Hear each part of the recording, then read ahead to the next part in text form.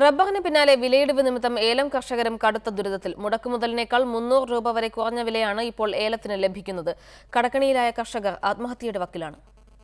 ഏലക്ക വില കുത്തനെയിടിഞ്ഞതും കീടനാശിനികളുടെയും വളത്തിന്റെയും വിലവർധനവുമാണ് ഏലം കർഷകരെ കൊടിയ ദുരിതത്തിലേക്ക് തള്ളിവിട്ടിരിക്കുന്നത്. നിലവിൽ 550 മുതൽ 650 രൂപ വരെയാണ് ഏലത്തിന് ലഭിക്കുന്നത്. നിലവിലുള്ള ഉൽപാദന ചെലവ് വെച്ച് 850 രൂപയെങ്കിലും ലഭിച്ചെങ്കിലേ കർഷകർക്ക് നഷ്ടമില്ലാതെ കൃഷി മുന്നോട്ട് കൊണ്ടുപോകാനാകൂ. 800 രൂപ 850 രൂപയും മുകളിലൊരു വില കിട്ടിയാലേ നമുക്ക് ഇത് കൃഷി സ്വന്തമായിട്ട്, ഞാനൊക്കെ എന്ന് പറഞ്ഞാൽ സ്വന്തമായിട്ട് പണിയുന്നതുകൊണ്ട് 850 രൂപയിലും ഉണ്ടല്ലോ നമുക്ക് ഇതിൻ്റെ അകത്തുനിന്ന് ഇതുകൊണ്ട് മുന്നോട്ട് പോയിട്ട് എന്തെങ്കിലും കാര്യമുള്ളൂ. ബാങ്ക് വായ്പ എടുത്തും സ്വർണം പണയം വെച്ചും ഏലം കൃഷിയിൽ മുതൽ മുടക്കിയ കർഷകരിപ്പോൾ വലിയ കടക്കണിയിൽ അകപ്പെട്ടിരിക്കുകയാണ്. ഒരു നേരത്തെ ആഹാരത്തിന് പോലും വകയില്ലാത്ത നിലയിലേക്ക് പല കർഷകരുടെയും ജീവിതം ദുരിതപൂർണമായി. കയ്യിൽ നിന്ന് സ്വർണം പണയം വെച്ചും വായ്പ എടുത്തുമൊക്കെ ആയിട്ട് 1.5 ലക്ഷം രൂപ ഏലത്തിന്റെ അകത്തേക്ക് ഇത്രയും കാഴ്ച കിടന്ന ഏലത്തിന്റെ അകത്ത് അങ്ങോട്ട് മുടക്കേണ്ട ഒരു അവസ്ഥയായി പ്രാവശ്യം വന്നിരിക്കുന്നത്.